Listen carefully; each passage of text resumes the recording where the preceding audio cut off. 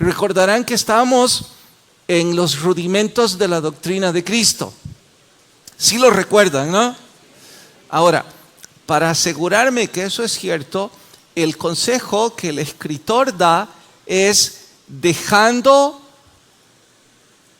terminen la frase, no, entonces no lo recuerdan, dejando ya los rudimentos de la doctrina de Cristo.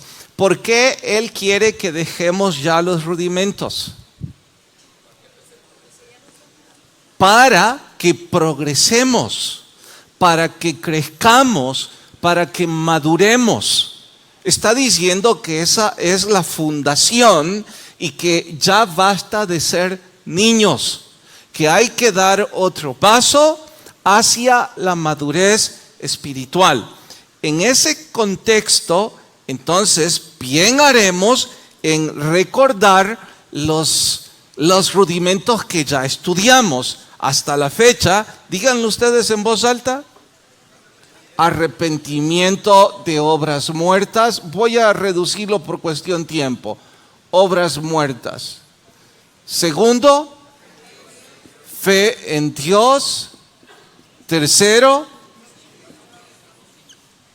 bautismos. Y recordarán que dijimos que lo menos que deberíamos recordar era en agua y en el Espíritu Santo. Cuarto, ¿cuál es? Imposición de manos. Significa que hoy el rudimento que vamos a estudiar es la imposición de manos. Antes de ir ahí, si la idea del escritor es una progresión, yo no hago mal ni una pizca en decir que estos son los primeros pasos hacia la madurez de un cristiano, o que estos son los primeros pasos que una persona debe dar en el Evangelio de Cristo. Así es que, si yo le quito la fraseología bíblica, si yo quito el vocabulario técnico y uso nuestra jerga religiosa, la manera en como nosotros hablamos en la comunidad, les pregunto, ¿cómo se llamaría el arrepentimiento de obras muertas? Hablando de progresión, de pasos del cristiano. ¿Cómo se llamaría? Conversión. Bueno, ¿por qué conversión? ¿Quién dijo conversión, por cierto? Ya nadie dijo. Sí, alguien dijo, yo lo oí aquí. Atrévase el que me dijo conversión. ¿Por qué dijo conversión? Exacto, bien dicho, porque arrepentimiento es media vuelta al pecado. Entonces, eso es una conversión. Hablando en grados, estoy haciendo media vuelta. Así es que bien haríamos en decir que el primer paso es convertirnos. Entonces, el segundo paso, ¿cuál sería? Creer, depositar nuestra fe en Dios. Pongamos igual, fe. Aquí sería en nuestro Señor Jesucristo. Ahora, estos dos, en nuestra jerga, es aceptar a Cristo. ¿Está claro?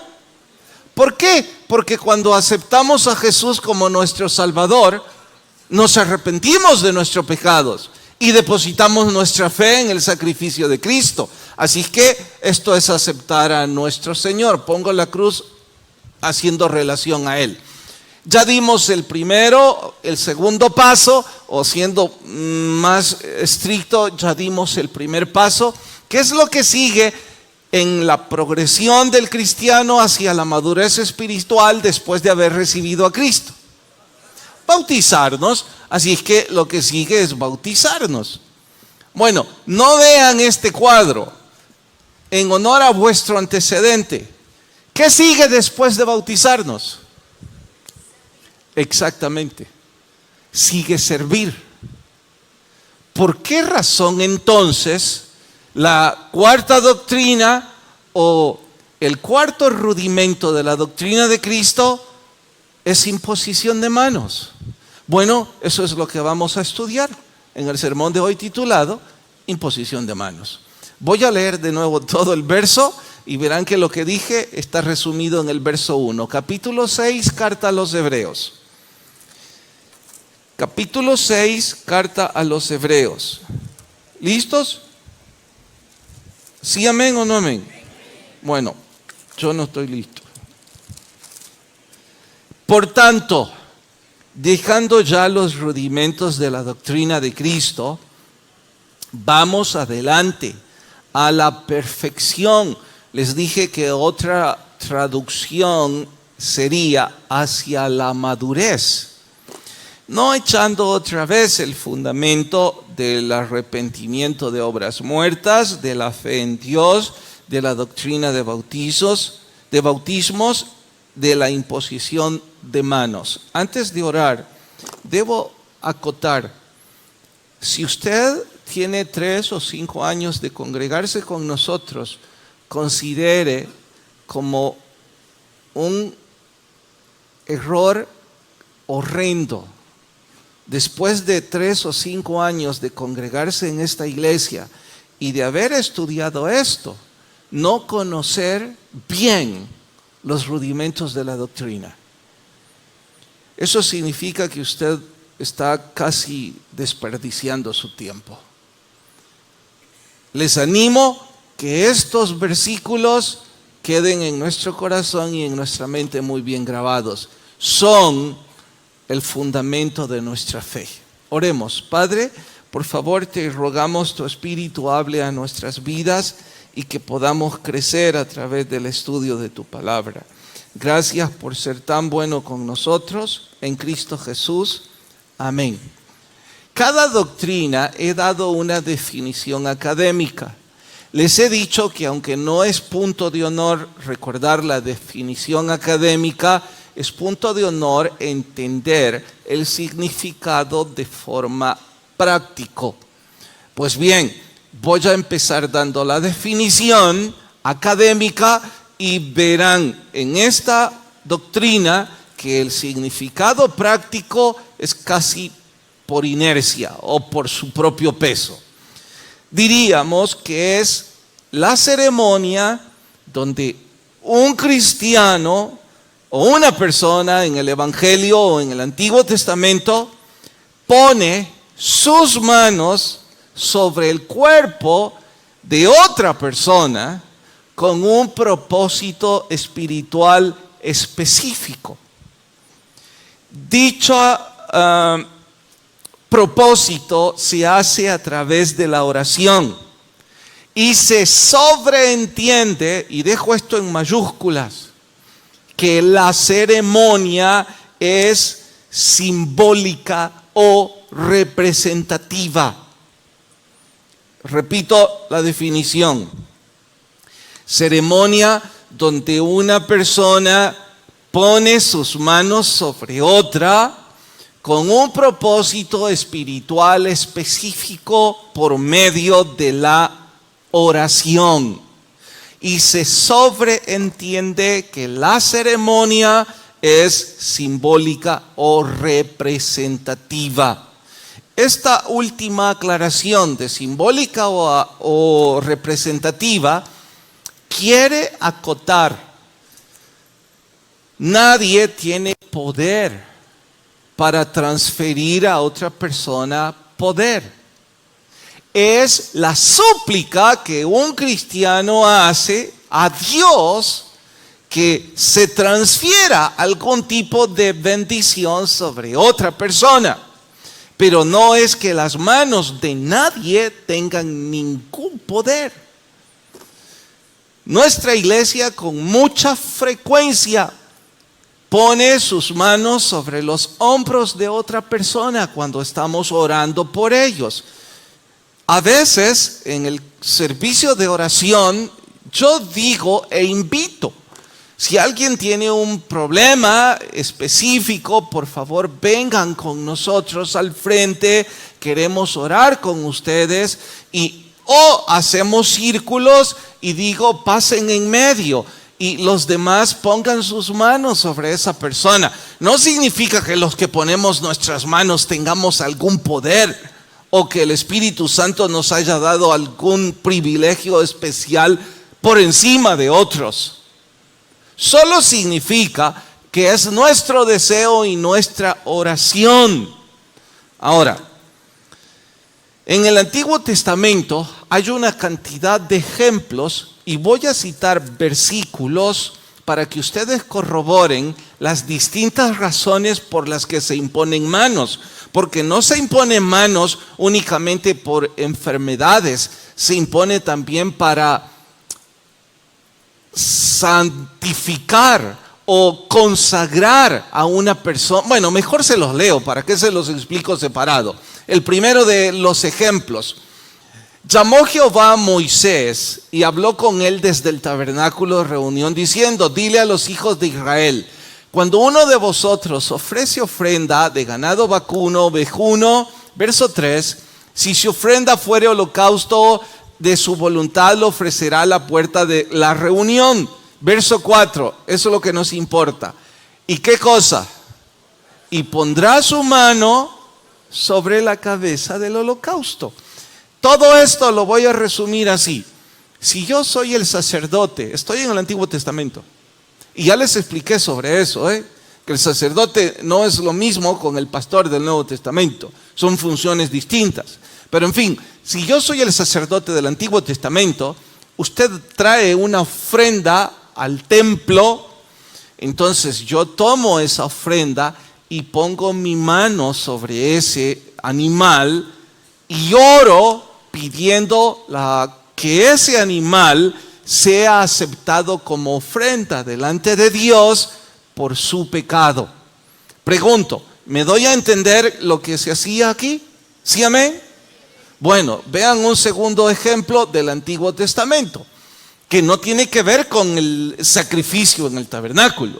Es otro propósito. Recuerdan que la definición académica decía ceremonia en la cual una persona pone sus manos sobre otra con un propósito espiritual específico. No es un solo propósito. Bueno, ¿cuál otro? Entonces Israel extendió su mano derecha y la puso sobre la cabeza de Efraín, que era el menor, y su mano izquierda sobre la cabeza de Manasés, colocando así sus manos adrede, aunque Manasés era el primogénito. Aquí se trata de cuando el patriarca Jacob estaba transfiriendo bendición a sus hijos. Y creo que aquellos que crecieron en capilla infantil recuerdan la historia. Es apasionante por el hecho de que Jacob lo hace de esta forma. En lugar de poner sus manos, como la lógica diría, sobre sus hijos o sobre sus nietos, lo hace de esta forma, y de esa forma también transfiere o cruza las bendiciones para sus hijos. ¿Qué estoy diciendo con todo esto? Que otra costumbre del Antiguo Testamento del por qué se imponían manos era para transferir bendición. Los padres a sus hijos y los hijos a los hijos de sus hijos para transferir una bendición. No es que Jacob tenía poder, es que Dios en forma profética puso a Jacob un augurio de lo que sus hijos iban a hacer. Puso sus manos y dio la bendición. El ejemplo es burdo, pero a lo mejor me sirve. Creo que se está perdiendo tan buena costumbre, pero antes los hijos decían a sus padres, por favor, ¿puedes bendecirme? Y los padres daban un beso en la frente a sus hijos.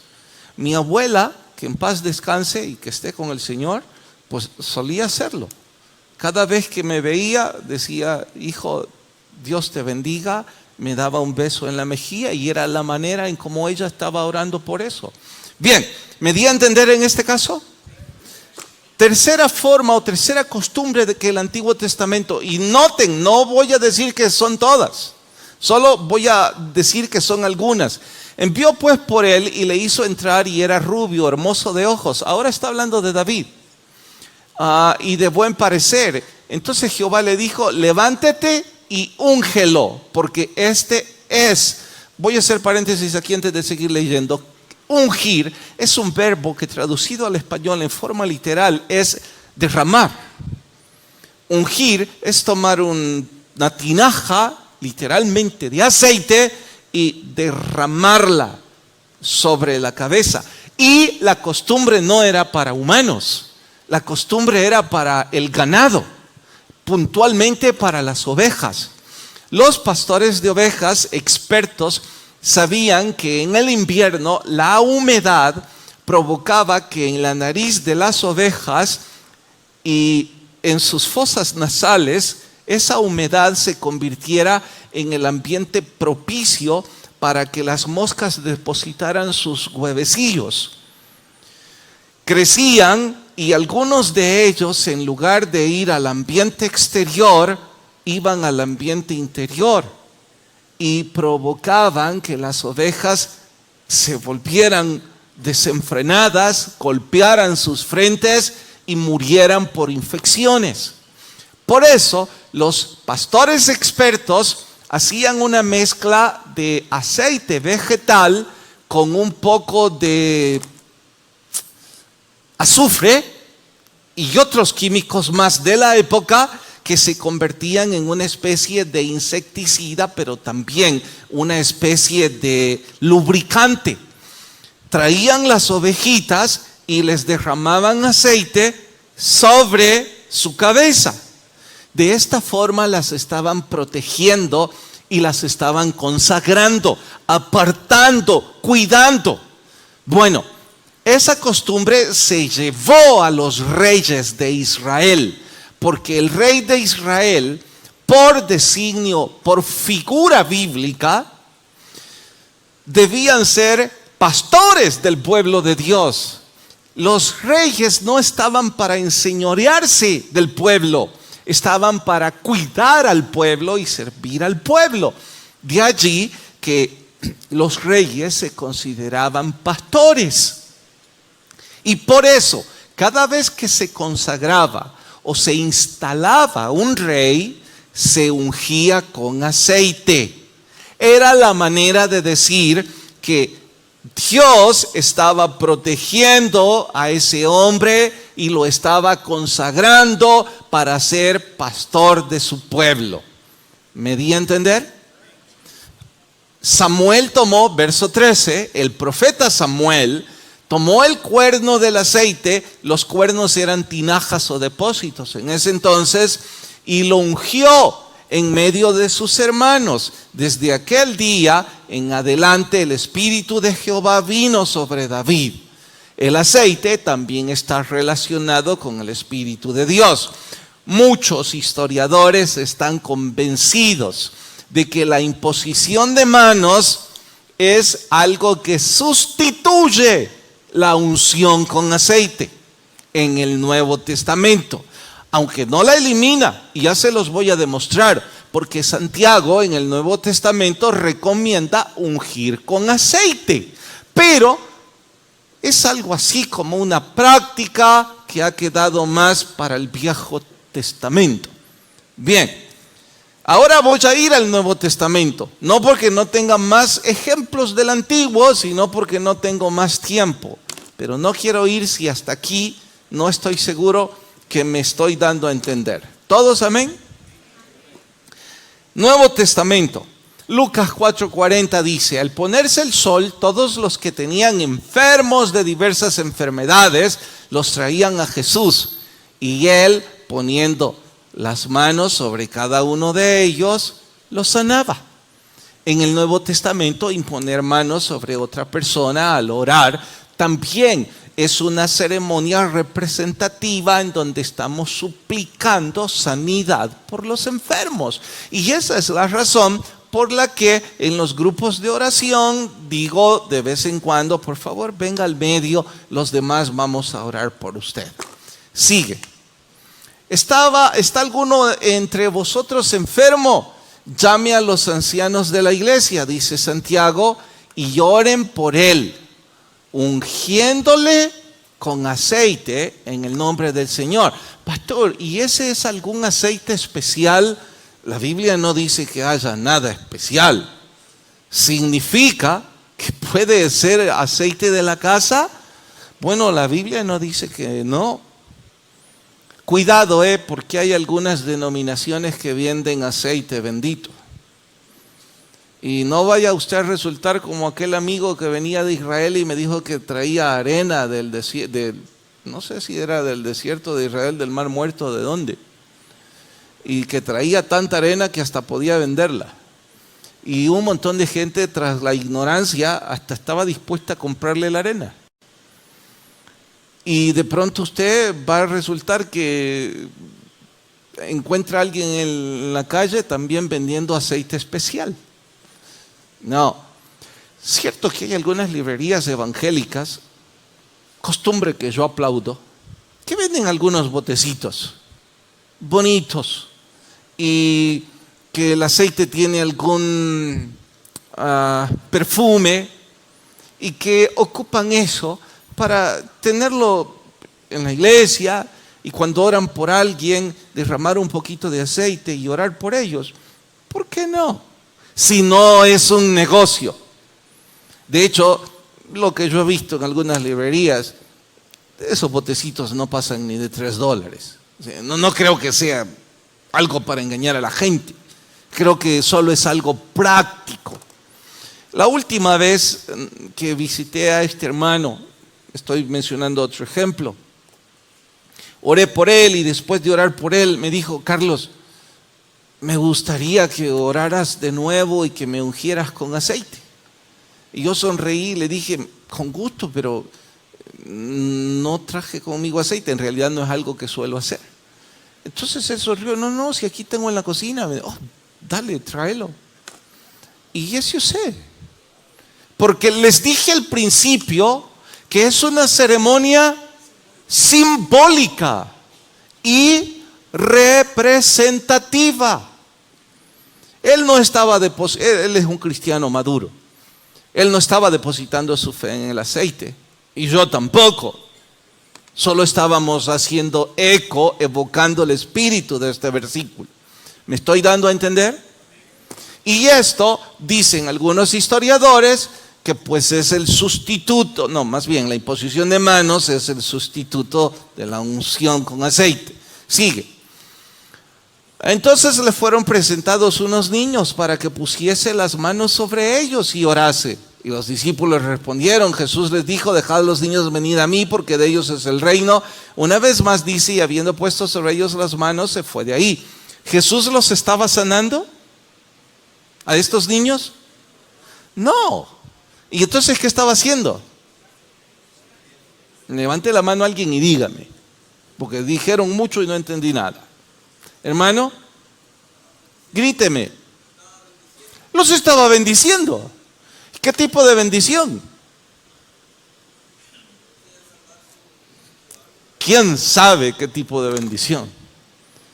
Una ceremonia representativa en donde Jesús está bendiciendo a los niños.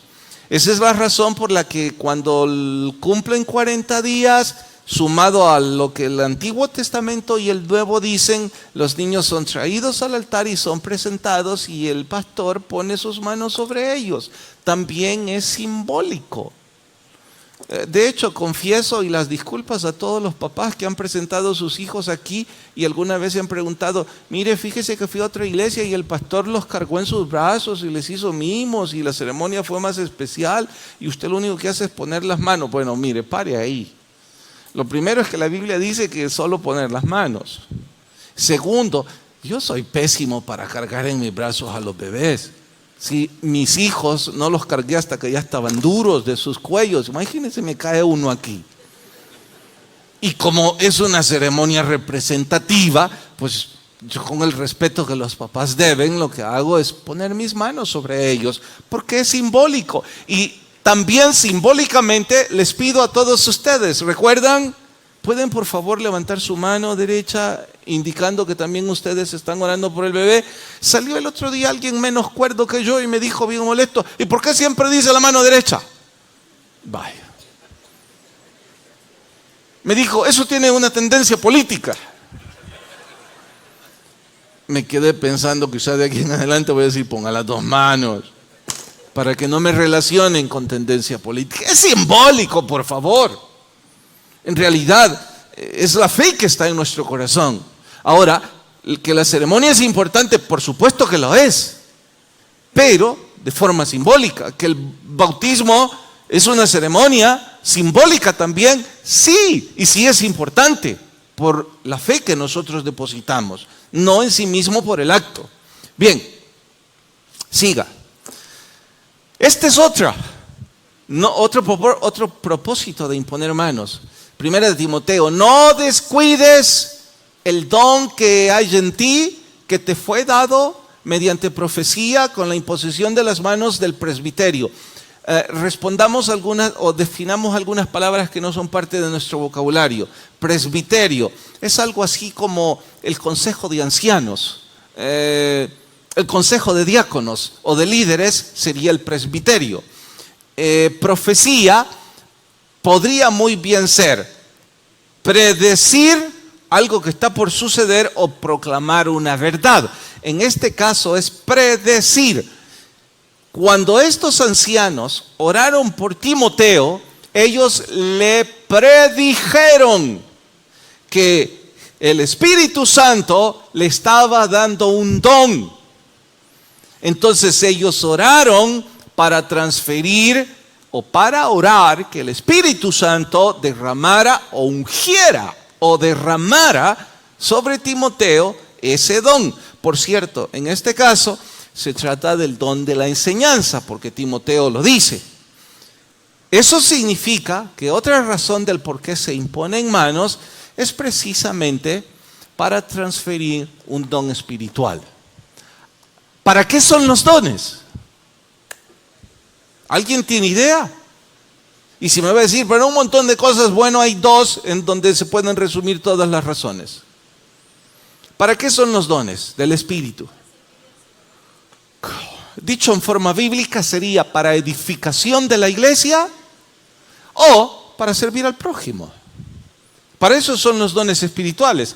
Entonces Pablo le dice a Timoteo, estoy imponiendo las manos, los ancianos sobre vos, para que con tu don, el don que el Espíritu Santo te está dando, seas de edificación para la iglesia y sirvas al prójimo. ¿Me he dado a entender en todo esto? Estoy corriendo porque ahora quiero profundizar en Timoteo. ¿En honor a qué? Vayan a Timoteo. Primera carta a Timoteo.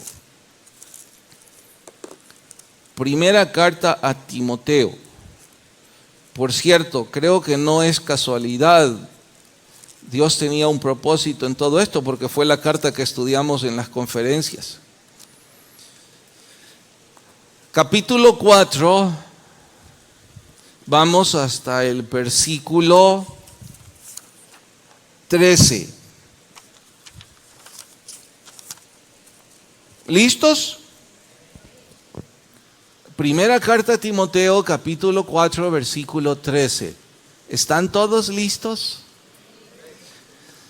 El 13. Entre tanto que voy, le dice Pablo a Timoteo, le dice el pastor de mayor edad espiritualmente al joven pastor, entre tanto que voy, ocúpate en la lectura, la exhortación y la enseñanza, que son los dones de Timoteo. Verso 14. En voz alta díganlo ustedes. No descuides el don que hay en ti, que te fue dado mediante la profecía. Bueno, quise profundizar en esto porque yo asumo que hasta este momento ya está claro en qué consiste la doctrina o el rudimento de la imposición de manos. ¿Está claro? ¿Amén o no amén? ¿Por qué hay que profundizar en esto? Yo creo que hay que hacerlo porque el Señor me encomendó a mí estos versículos en las conferencias. Y mientras leía más, pensé, esto es algo que deberíamos retomar frecuentemente con la iglesia. ¿De qué estoy hablando? Les hablé de una progresión. de los pasos hacia la madurez de un cristiano. Díganme, ¿hago bien en decir que para poder estar en el servicio al Señor, en honor a 1 Timoteo, tengo que haber cumplido primero estos 3 pasos? ¿Soy un exagerado o debe ser así? ¿Amén o no amén? ¿Para cumplir esto es condicionante los primeros 3? ¿No será que puedo servir y no haberme arrepentido? ¿Por qué no?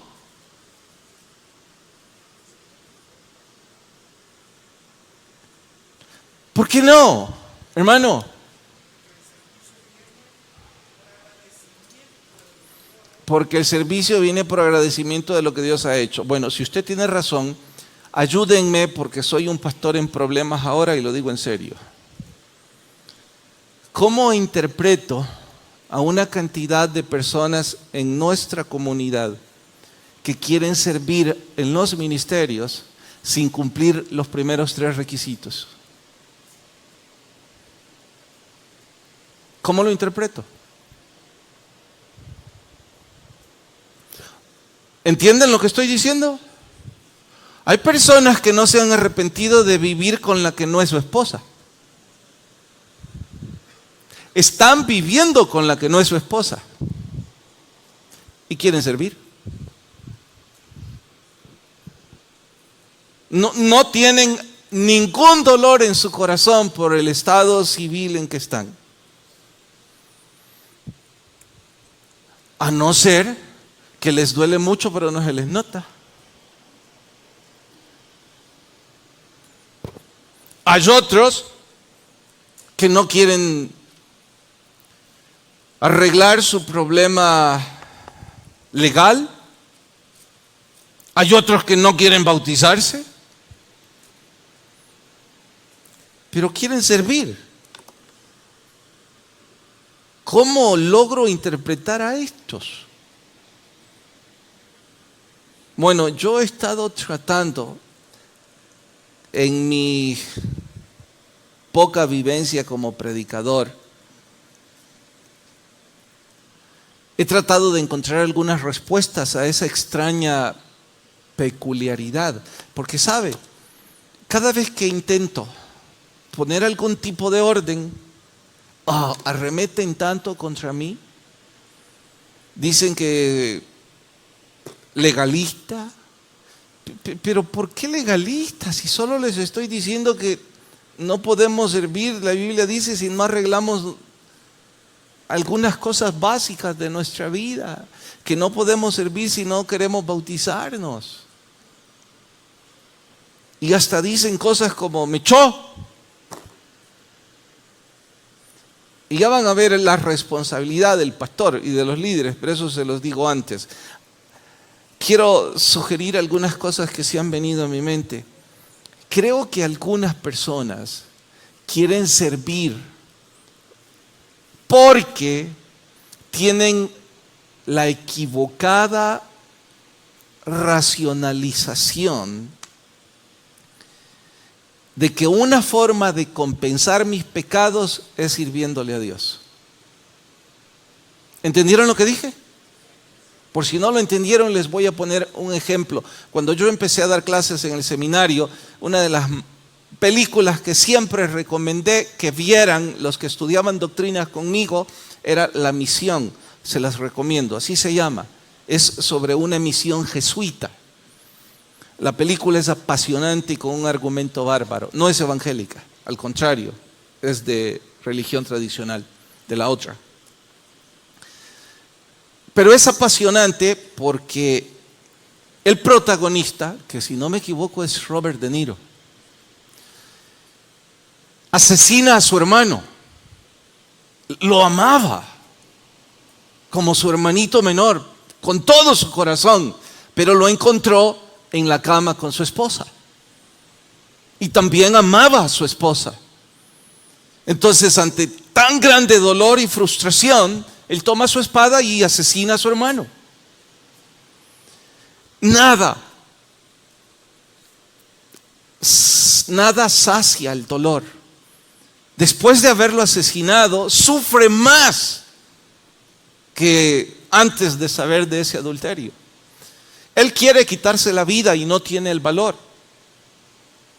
Para intentar pagar su pecado, decide hacerse misionero.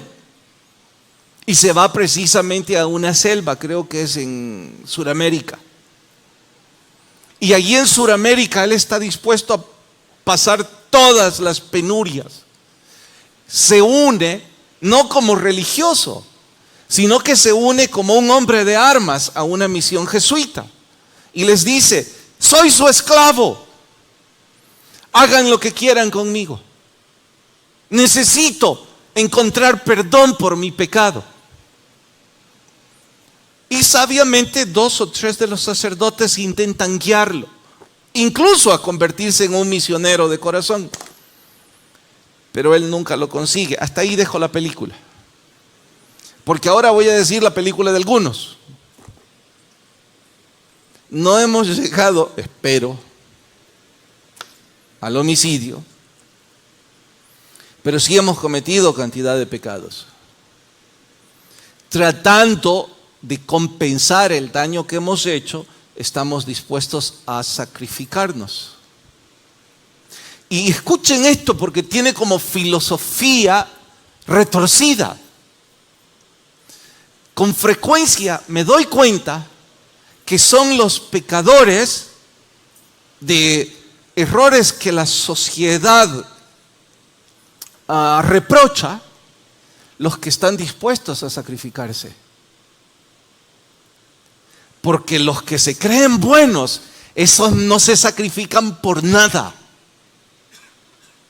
Los que creen, porque como no beben, como no tienen 2 matrimonios, como no han robado, oiga, están en la iglesia y casi quieren que les pongan una aureola. Con haber dado su diezmo y venir bueno, si es que dan el diezmo, y venir de vez en cuando, ellos creen que son santos. Si alguien les dice: mire, necesitamos que sirva en esto, o que vaya a una misión y haga usted no lo va a encontrar nunca, porque se creen buenos. En contraste, hay algunos que se saben malos, que se quieren sacrificar. Y yo me pregunto, ¿será que están siguiendo el sentimiento de esa película? Tratando de pagar y compensar su pecado. Los 2 extremos son terriblemente equivocados. Porque el que se cree bueno está loco y el que trata de pagar su pecado está loco. Porque no hay forma de pagar nuestros pecados. No hay nada que podamos hacer. La única ofrenda válida que Dios acepta es la sangre de su Hijo. ¿Está claro? O sea, usted puede derramar toda su sangre y matarse y el cielo no lo va a recibir. Lo único que puede hacer es recibir con fe, arrepentimiento de obras muertas y fe en Dios, que el sacrificio de Jesús sí le convierte a una nueva vida. Pero los que son una nueva vida, ¿cuál es el primer paso que cumplieron? ¿Cuál es el primer paso que cumplieron? Arrepentimiento de obras muertas. Tuvieron que convertirse y no se quieren convertir. La pregunta es, ¿y si no se quiere convertir, para qué quiere servir, pues?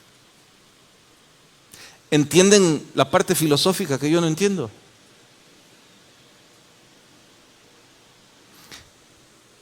La otra razón que a mí se me ocurre suponer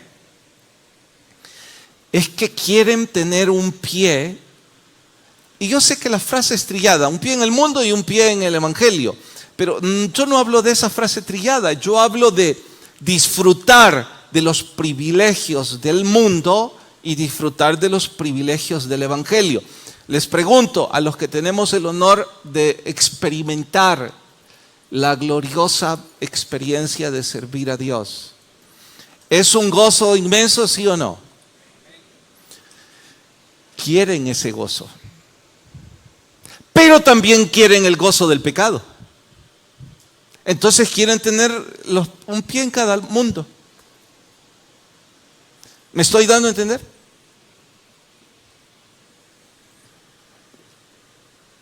Y yo no sé qué razón tienen. La Biblia establece, mire, todos, empezando por este servidor, ¿querés servir?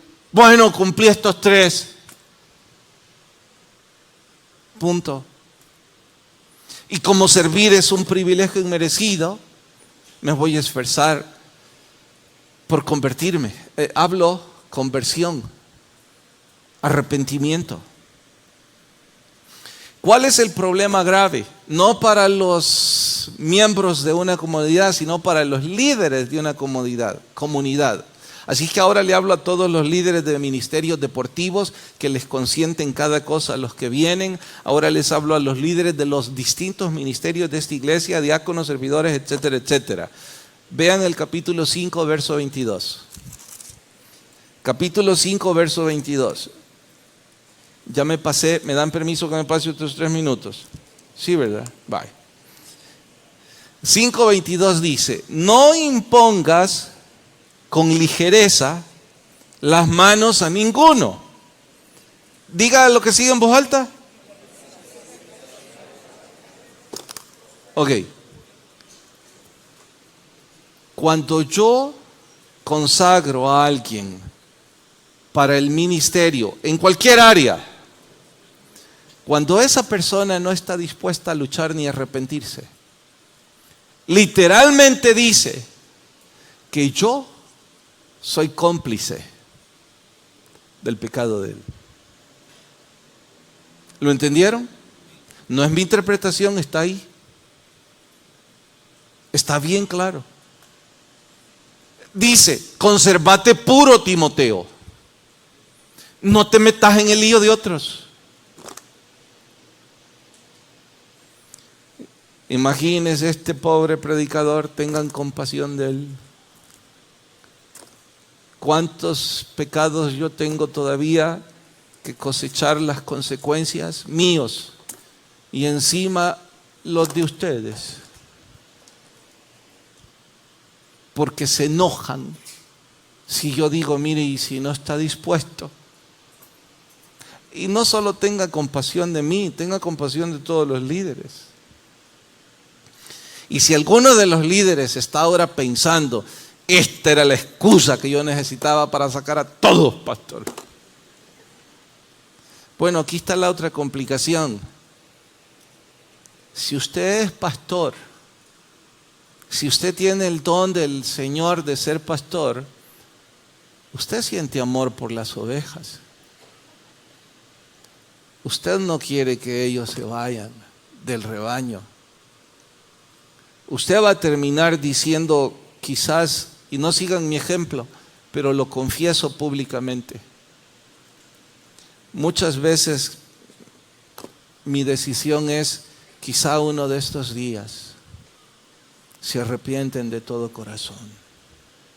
Entre tanto, quizás voy a pagar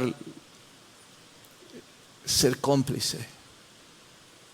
No por ignorancia, no por deseos de que manchemos el testimonio de la iglesia de Jesús, sino por amor a que realmente se conviertan.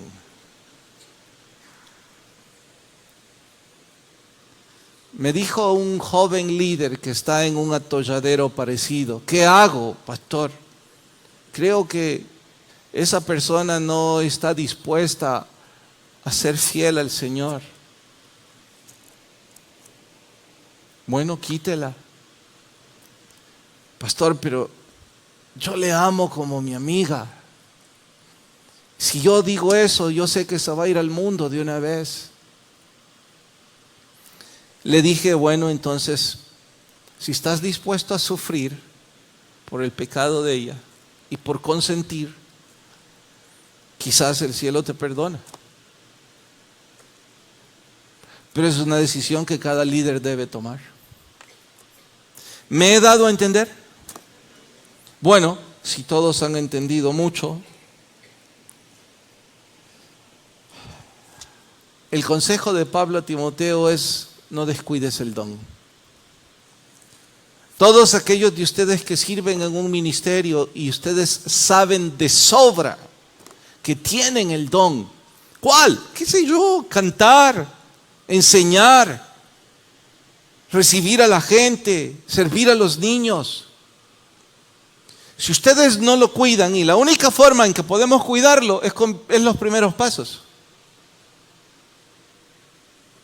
Significa que ustedes y yo estamos menospreciando el don.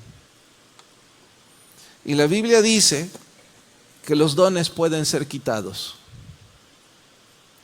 Quiera Dios que no sea su caso ni el mío. Vamos a orar.